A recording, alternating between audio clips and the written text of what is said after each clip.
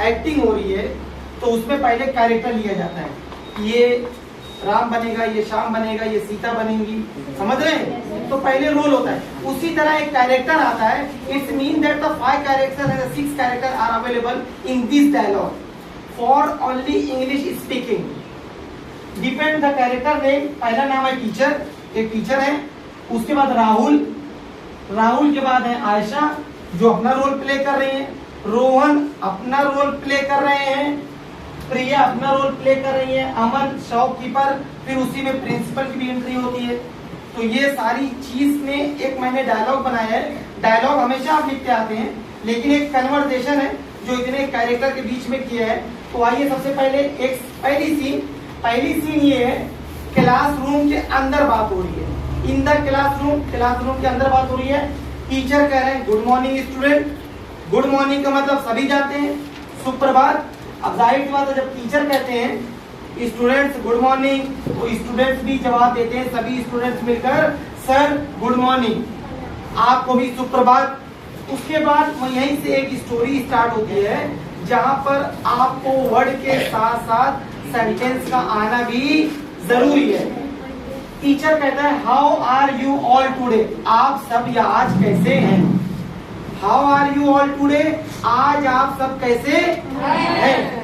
राहुल बोलता है I am great sir, एक एक करके सब बोल रहे हैं।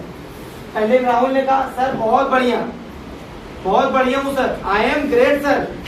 आयशा कह रही है आई एम लिटिल टायर्ड, मैं थोड़ी सी थक गई हूँ, मैं थोड़ा सा थक गई हूँ। I am little tired, I am little tired का मतलब होता है मैं थोड़ा सा थक गया हूँ या मैं थोड़ी सी थक गई हूँ। टीचर कह रहा है व्हाई आर यू टायर्ड, तुम क्यों थक गई, तुम थकी क्यों तुम थकी हो। टीचर ने जवाब दिया। आयशा ने कहा I studied late at night, मैं रात में देर तक पढ़ी, मैं रात में देर तक पढ़ी। आई स्टडीड, मैं पढ़ी थी, लेट एट नाइट, आधी रात तक पढ़ी। टीचर क्या कहते हैं very good, hard work is important, बोलते ये तो बहुत अच्छी बात है भाई, जो सबसे अच्छी मेहनत करता है, ज्यादा मेहनत करता है, ज्यादा मेहनत करना भी क्या है जरूरी है। स्टूडेंट्स लाइफ में एवरीथिंग इज इम्पोर्टेंट। पहली बात मैं आपको बता दूं, पेरेंट्स हमें जज करते हैं। पेरेंट्स हमें क्या जज करते हैं, व्हेन आई वेक अप, मेहमान सबसे पहले जज करते हैं। अगर कोई मेहमान आ गया तो सबसे पहले when I wake up, when I was sleep, when I was going to school, every point should be noted. हर एक पॉइंट वो नोट करते हैं ना। उनको नोट करने का मतलब ये होता है अच्छा ये समय हो गया खेलने का, ये तो अभी पढ़ने का समय था, अभी तो पढ़ना चाहिए था, अभी खेलने चला गया है, पढ़ेगा क्या, बनेगा क्या। और वही बच्चा जब एक सक्सेसफुल इंसान बनता है, आने वाले कल में एक अच्छा बेहतर एक इंसान बनता है, तब लोग मुझे पता था, कसम से मुझे यकीन था तुम डॉक्टर बन जाओगे। पहले नहीं बोल रहा है, बनने के बाद कह रहा है। मान लीजिए आप में से कोई IPS IAS बन गया और जो सबसे ज्यादा आपसे जलन रखते थे उसके सामने आप गए सर आज मैं IAS बन गया, उसका पैर और आपने छुआ, जो भी है ये मुझे पता था पक्का IAS बन जाएंगे, जो कि उसको पता नहीं था। आज उसकी मजबूरी है कि वो आपको कह रहा है, समझ रहे हैं। तो हार्ड वर्क स्टूडेंट की लाइफ में इम्पोर्टेंट है। रोहन क्या कह रहे हैं, अब रोहन की बात है। रोहन कुछ नहीं कहा था, रोहन कहा sir I have a question, मेरे पास एक सवाल है। रोहन ने कहा sir I have a question, मेरे पास एक सवाल है। टीचर ने कहा यस रोहन गो अहेड, हाँ रोहन बोलिए। गो अहेड मतलब बढ़िए, बताइए क्या बात है, कौन सा सवाल है, कौन सा क्वेश्चन है। गो अहेड मतलब होता है बताइए, बताइए बढ़िए, कौन सा सवाल है आपका। Rohan how can I improve my English speaking, sir मुझे ये बताइए मैं इंग्लिश स्पीकिंग अपनी इम्प्रूव कैसे करूँ। How can I improve my English speaking, sir मुझे बताइए मैं अपनी इंग्लिश स्पीकिंग इम्प्रूव कैसे करूं, यही उसका सवाल था। उसके बाद टीचर ने कहा practice daily, speak without fear, daily practice करिए, बिना डरे बोलिए।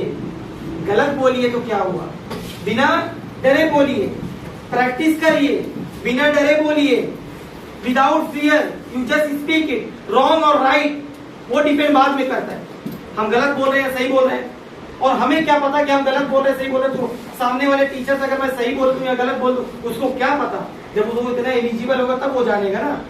इंडिया में यूपी के अंदर 60% से ज्यादा ऐसे लोग हैं, आप इंग्लिश बोलकर निकल जाइए, उनको ये भी नहीं रियलाइज होगा कि आपने सही बोला या गलत, क्योंकि उनको पता नहीं चलेगा कितने भी बड़े नॉलेज हो। मेरा भाई दवा सेल करने के लिए जा रहा था, छोटा वाला भाई, कहता भाई, मैंने कहा चलो ये वाले हॉस्पिटल में, कह रहा भाई मैं वहां नहीं जाऊंगा। मतलब क्यों? मतलब भाई वो डॉक्टर जो है इंग्लिश में बोलते हैं। अभी मैं उनको समझाने बैठू तो इंग्लिश कैसे बोलूं? मेरे भाई को तो इंग्लिश नहीं आती, उसने डॉक्टरी की है, फार्मासिस्ट है, दवा देता है, इंग्लिश नहीं बोल पाता। मैंने कहा चलो ठीक है मैं चलता हूँ। कहते नहीं भाई पहले मैं आपको दवा एक्सप्लेन कर दूं। मैंने कहा एक काम करो, तुम मुझे दवा एक्सप्लेन कर दो, मैं जाकर समझा दूं। फिर मैंने उनसे कहा कि डरो मत, तुम एक बार इंग्लिश बोलने की कोशिश तो करो, वो डॉक्टर ऑटोमेटिकली खामोश हो जाएगा, वो ज्यादा सवाल नहीं करेगा। और तुम्हें पता है जहाँ पे इंग्लिश बोलना चालू होते हैं ना, वहां पे लोग सोचते हैं कितनी कम बात हो। एज्यूम कियो, जहाँ पर लोग इंग्लिश में बात करते हैं, सामने वाला भी सोचता है कम बात हो, और हम भी सोचते हैं। अगर हमें किसी को दूरी बढ़ाना है या दूर है तो 2-4 इंग्लिश बोलो, okay okay okay, bye bye bye bye, कुछ नहीं बोल पाएगा इतना तो बोल ही लेंगे, सही है ना। तो without fear speak English, right और wrong is depend on the person, depend उस पर्सन पे करता है, सही बोल रहे हैं या गलत बोल रहे हैं। प्रिया क्या कह रही है? देखो प्रिया बची थी, प्रिया ने कहा sir I feel why while speaking, sir मुझे शर्म आती है, मुझे शर्म आती है जब मैं बोलती हूँ। क्या कह रही है? I feel why while speaking, मैं जब बोलना चालू करती हूँ तो मुझे शर्म आ जाती है। टीचर क्या कहता है? डोंट वरी, घबराओ मत, परेशान मत होइए। Priya everyone learn step by step, Priya हर इंसान स्टेप बाय स्टेप सीखता है, घबराओ मत, धीरे धीरे इंग्लिश इंप्रूव हो जाएगी। फिर एक सीन आती है, ग्रुप में डिस्कशन होता है, एक ग्रुप बनता है, टीचर